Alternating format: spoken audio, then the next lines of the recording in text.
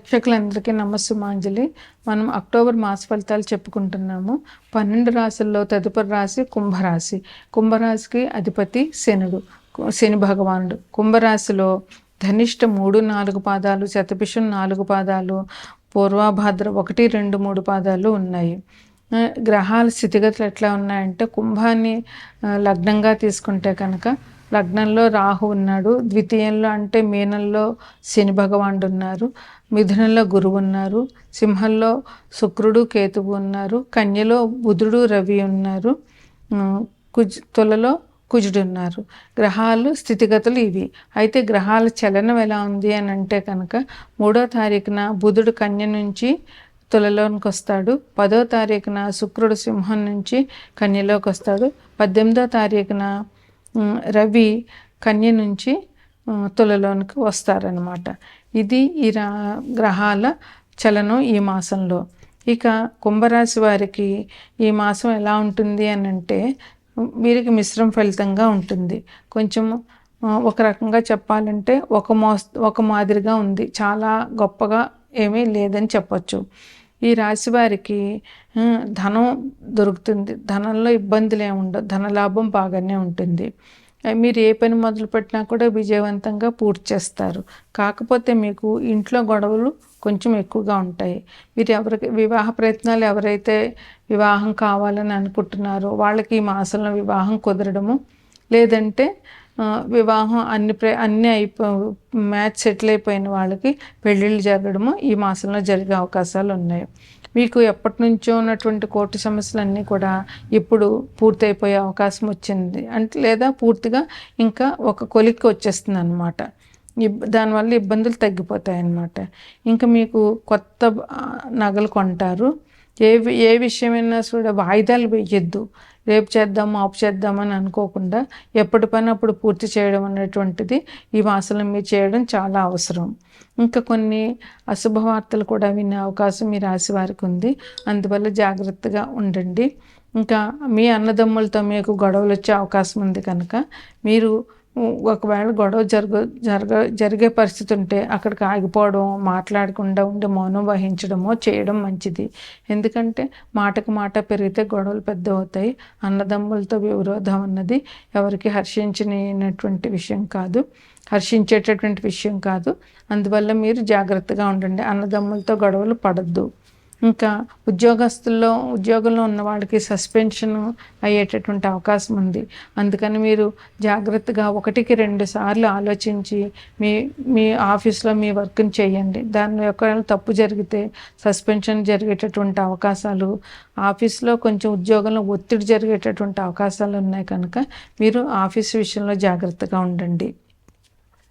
ఇక ఇంట్లో భార్యతోటి గొడవలు జరిగే అవకాశాలు ఉన్నాయి, భార్యాభర్తలు ఇద్దరికి. అందువల్ల భార్యాభర్తలు ఇద్దరు కూడా కూర్చుని మాట్లాడుకోవడము, గొడవ పెద్దది కాకుండా చూసుకోవడము చేయాలి. లేదంటే ఇద్దరికి మానసిక అశాంతి, దానివల్ల కుటుంబంలో సమస్యలు చిక్కులు ఉంటాయి. ఇక గుప్తరోగం సంబంధాలు ఉన్నాయి, గుప్తరోగం వచ్చేటటువంటి అవకాశాలు ఉన్నాయి. చెడు అలవాట్లు ఎవరికి ఉంటాయో వాళ్ళకి, అందువల్ల కొంచెం జాగ్రత్త వహించండి. స్త్రీల మూలంగా వచ్చేటువంటి అపనిందలు, అవమానాలు కూడా ఈ రాశి వారికి గోచరిస్తున్నాయి. అలాగే అకారణంగా విరోధాలు, మీరు గొడవ పడకపోయినా ఎదుటివాడు వచ్చి మీతో గొడవ పడే అవకాశాలు ఉన్నాయి. అప్పులు కూడా పెరిగేటటువంటి అవకాశం ఉంది. మీరు ఈ మాసంలో ఉన్న 1, 2 తారీఖుల్లో ఉన్న అమ్మవారిని, మహిషాసురమర్దిని రాజరాజేశ్వర అవతారంలో ఉన్న అమ్మవారిని దర్శించడము, అమ్మవారికి విలువైన కానుకలు సమర్పించుకోవడము, అమ్మవారి పూజ చేసుకోవడము చాలా మంచిది. అలాగే దీపావళి రోజున అమ్మవారిని పూజించడము, లక్ష్మీదేవిని అమ్మవారి గుడికి వెళ్ళి దర్శనం చేసుకోవడము. అలాగే వృశ్చిక రాశి వారికి అధిపతి కుజుడు కనుక సుబ్రహ్మణ్యేశ్వరునికి సంబంధించినటువంటి పూజలు చేయడము ఈ రాశి వారికి చెప్పేటటువంటి. కుంభరాశి వారికి అధిపతి శని భగవానుడు కనుక శనికి సంబంధించినటువంటి పూజలు అంటే, ఎలాగూ ఈ నెల 22 నుంచి కార్తీక మాసం వస్తుంది కనుక విశేషంగా శని భగవానుడి ఈ కుంభరాశి మకర రాశి వారు ఎవరికైతే ఏలినాటి శని ఉందో, అంటే మేషరాశి వారు, మీనరాశి వారు, వీళ్ళందరూ కూడా శని భగవానుడికి మహాశివుడికి అభిషేకాలు చేయడము ఈ కార్తీక మాసం అంతా చాలా విశేషమైనటువంటి పరిహారం, ఏమీ లేదని చెప్పొచ్చు. ఈ రాశి వారికి ధనం దొరుకుతుంది, ధనంలో ఇబ్బందులు ఏమి ఉండవు, ధనలాభం బాగానే ఉంటుంది. మీరు ఏ పని మొదలుపెట్టినా కూడా విజయవంతంగా పూర్తి చేస్తారు. కాకపోతే మీకు ఇంట్లో గొడవలు కొంచెం ఎక్కువగా ఉంటాయి. మీరు వివాహ ప్రయత్నాలు ఎవరైతే వివాహం కావాలని అనుకుంటున్నారో వాళ్ళకి ఈ మాసంలో వివాహం కుదరడము, లేదంటే వివాహం అన్నీ మ్యాచ్ సెటిల్ అయిపోయిన వాళ్ళకి పెళ్ళిళ్ళు జరగడము ఈ మాసంలో జరిగే అవకాశాలు ఉన్నాయి.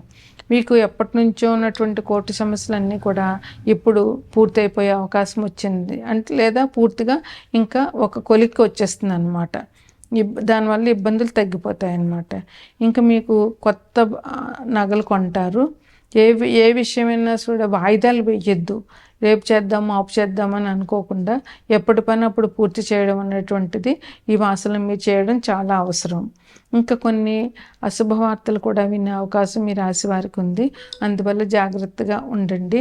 ఇంకా మీ అన్నదమ్ములతో మీకు గొడవలు వచ్చే అవకాశం ఉంది కనుక మీరు ఒకవేళ గొడవ జరిగే పరిస్థితి ఉంటే అక్కడికి ఆగిపోవడం, మాట్లాడకుండా ఉండి మౌనం వహించడమో చేయడం మంచిది. ఎందుకంటే మాటకు మాట పెరిగితే గొడవలు పెద్ద అవుతాయి. అన్నదమ్ములతో విరోధం అన్నది ఎవరికి హర్షించేటటువంటి విషయం కాదు. అందువల్ల మీరు జాగ్రత్తగా ఉండండి, అన్నదమ్ములతో గొడవలు పడద్దు. ఇంకా ఉద్యోగంలో ఉన్న వాళ్ళకి సస్పెన్షన్ అయ్యేటటువంటి అవకాశం ఉంది. అందుకని మీరు జాగ్రత్తగా 1-2 సార్లు ఆలోచించి మీ ఆఫీస్లో మీ వర్క్ని చేయండి. దానిలో ఒకవేళ తప్పు జరిగితే సస్పెన్షన్ జరిగేటటువంటి అవకాశాలు, ఆఫీస్లో కొంచెం ఉద్యోగంలో ఒత్తిడి జరిగేటటువంటి అవకాశాలు ఉన్నాయి కనుక మీరు ఆఫీస్ విషయంలో జాగ్రత్తగా ఉండండి. ఇక ఇంట్లో భార్యతోటి గొడవలు జరిగే అవకాశాలు ఉన్నాయి, భార్యాభర్తలు ఇద్దరికి.